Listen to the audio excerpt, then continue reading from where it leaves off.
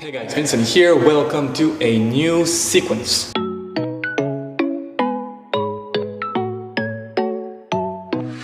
I'll be yours if you let me hold you tight. But I don't know if you let me in. I'm going to talk you step by step through every single move, and we're going to really pay attention to the way we can connect the moves together, which remember is even more important than learning the move and putting them one after the other. So the centerpiece of this sequence is going to be the S rollé. Rollés belong to the world of capoeira, and we're going to slightly adapt it for the needs of Floorwork. You may have watched the S rollé tutorial before, but if you haven't, let's revisit that movement right now. You want to start in what we call a tripedal. Now, very important, in the tripedal you have two sub-variations. One where the heel you're sitting on is flat on the ground, your bum may be off the floor or on the floor. And the other, which is the actual one from capoeira, right? Where the knee of the bent leg, this support leg, the knee of the support leg is shot forward as we sit our bum on that heel. So heels are up, the toes are a bit more loaded. That's a tripedal position. In terms of what's happening in the other limbs, we want this hip here to be externally rotated so that the toes are facing sideways. You may want to keep that knee a bit bent, just because fully locking it may not prepare you to absorbing any impact. Same thing on that hand here.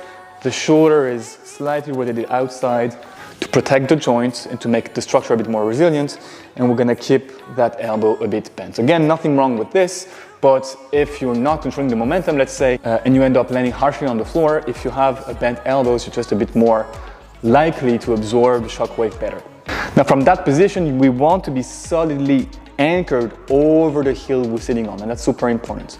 The other detail I would add is for all the people who are not dancers and who are watching this video, if you're from the world of capoeira, if you come from the movement culture, you will have a tendency to dismiss the other arm. The other arm is not a support limb, nor a driving limb, it's just here in the air. And what we tend to do in this kind of situations is just to over tense it and keep it there. And what you have to understand is that this is an occasion for you to just either add your own style to this hand or make your movement more efficient. But keeping your hand here, which we're gonna call the T-Rex arms, really doesn't add up to anything. So make sure that you can bring your attention, your awareness on that arm as well, once you have understood the basic steps of the S rollé. From that position here, we're going to bring this hand on the same line as the support hand. In the process, we will transfer the weight from the foot we're sitting on to the front foot.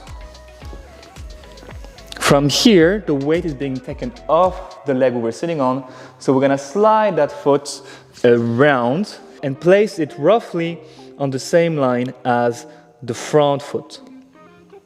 From there, you have a few options. If you were doing an actual S rollé, you could slide back down into a squat or decide to stand back up. But today we're working on a very specific variation where we want to end up sitting on that heel again. So after we have slided that foot here, we're gonna bring it back closer to our hands, release the first hand that was on the floor, and bend that leg to end up sitting on it again. From that position, I just have to, for a split second, find myself in this balanced position here, lose my balance on this side, tilt my toes to the side, and catch myself, in this case, on the left, bending my elbow to absorb the impact. So again, we slide, bend the leg, sit, swap hands. I go left hand, left foot slides, I sit on the left foot, my heel has to go up, otherwise I will fall here, swap hands, and continue. Here, slide, and there.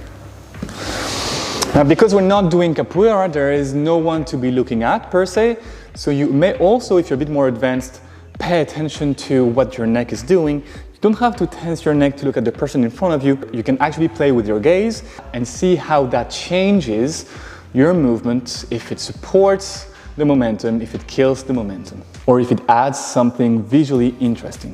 Now, once we have this, we're gonna transform this rollé into something that's a bit more contemporary, where the leg that was slided down on the floor, we shall raise this leg in the air and try to extend the spine to have a bit more of a flat structure.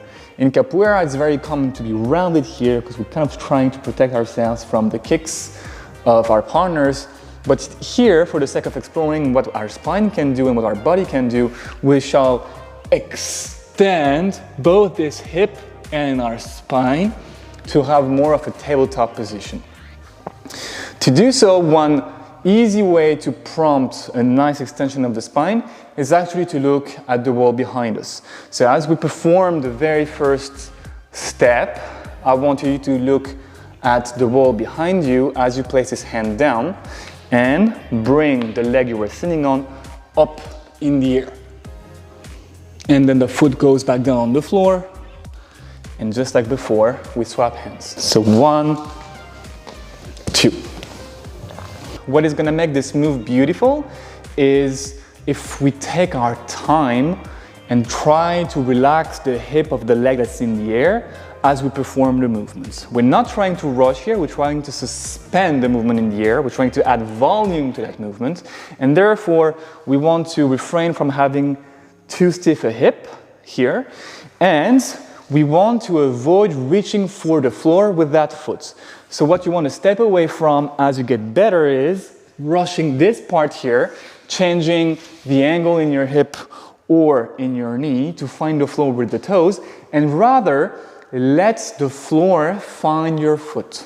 So I'm going to continue pivoting in my S roll A until my toes passively reach the foot, at which point this foot is going to become a bit more active as I'm sitting my bum over that heel.